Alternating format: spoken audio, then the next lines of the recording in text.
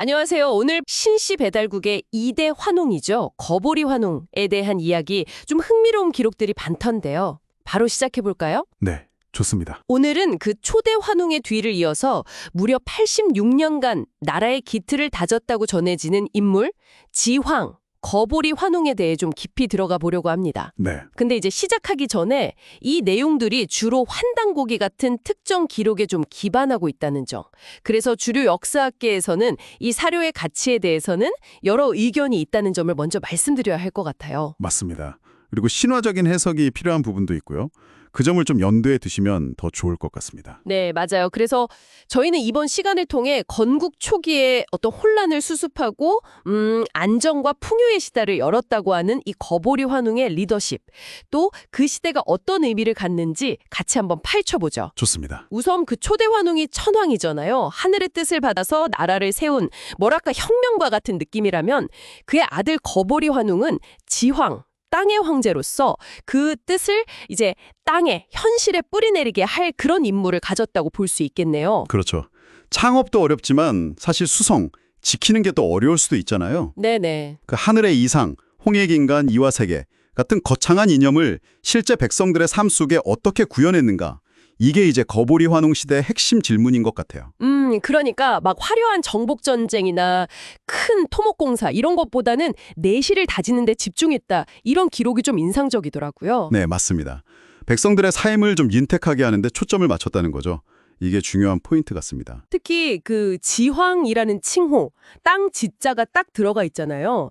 여기서부터 벌써 이 사람은 땅, 즉 농업을 정말 중요하게 생각했구나 싶더라고요. 네, 그렇죠. 자료 보니까 그냥 농사 열심히 지읍시다 이게 아니라 상당히 체계적으로 농사법을 보급하고 또 치수사업, 물관리죠. 그리고 토지에 맞는 작물 재배까지 지도했다는 내용이 나오던데요. 네. 그 부분이 상당히 흥미로운데요. 당시가 이제 막 수렵, 채집사회에서 농경사회로 넘어가는 그런 시기였을 가능성이 높거든요. 과도기였군요. 그렇죠. 그런 상황에서 안정적인 식량 확보는 뭐 국가 유지의 거의 근본이잖아요. 네. 이걸 좀 더 큰 그림으로 보면 농업 생산력이 늘어나면 자연스럽게 잉여 생산물이 생기고요. 네, 그렇죠. 그러면 이제 더 많은 인구를 먹여 살릴 수 있고 사람들이 한 곳에 정착해서 안정적으로 살게 되고 이게 또 다른 산업 발전의 토대가 되기도 하고요. 결국 국가 시스템을 만드는 어떤 원동력이 된 거죠. 와, 단순히 그냥 먹고 사는 문제를 넘어서 국가 체계를 다지는 그런 기반 산업이었네요. 네, 맞아요. 민심을 얻고 나라의 근간을 세운 뭐랄까 진짜 경세였다. 이렇게 볼 수도 있을 것 같아요. 그럼 자연스럽게 영토 문제로 넘어가 보면요.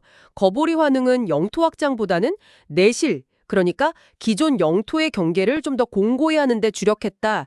이렇게 이해해도 될까요? 네, 그런 해석이 가능합니다.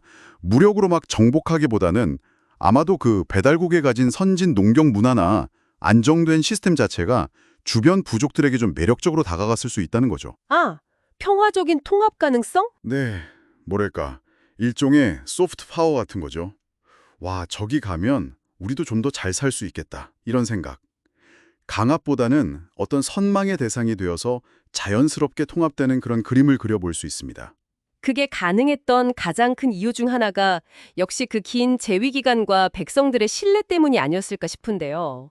86년이라니 정말 대단한 기간이죠. 정말 그렇죠. 80년.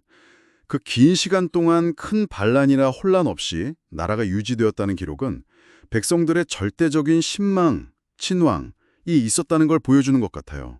네, 신망. 군주가 어떤 사리사욕 없이 정말 백성들의 안위를 위해서 헌신할 때 얻어지는 그런 깊은 신뢰 말입니다. 어쩌면 눈에 보이는 그런 성곽보다 더 튼튼한 방어막이 바로 그 백성들 마음속에 쌓아올린 신뢰라는 만리장성이 아니었을까 뭐 이런 생각도 해보게 됩니다. 와, 신뢰의 만리장성. 표현이 굉장히 와닿네요. 네. 그래서 이 기록들은 적어도 거보리 환웅 시대가 백성들에게는 비교적 평화롭고 안정된 시기였다. 이걸 좀 강조하고 있는 것 같습니다. 그렇군요.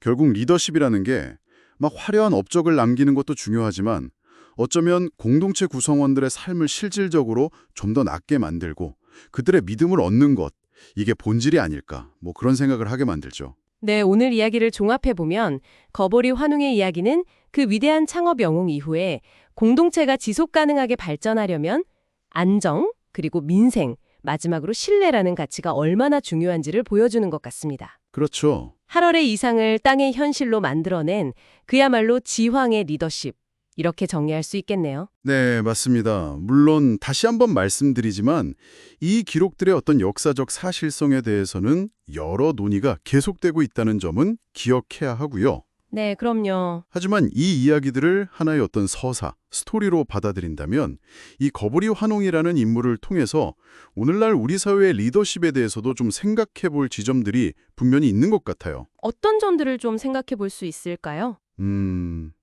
예를 들면 겉으로 드러나는 화려함보다는 묵묵히 공동체의 기초를 다지는 그런 리더십의 중요성. 이런 것 외에도 혹시 오늘 이 이야기를 들으시면서 당신에게는 좀 특별하게 와닿는 부분이나 이건 왜 이럴까 하고 떠오르는 질문 같은 건 없으셨는지요? 네. 한번 스스로에게 그런 질문을 던져보시는 것도 오늘 이야기의 흥미로운 마무리가 되지 않을까 싶습니다. 관련하여 다양한 의견 댓글로 부탁드리고 영상이 마음에 드셨다면 구독과 좋아요 부탁드립니다. 감사합니다.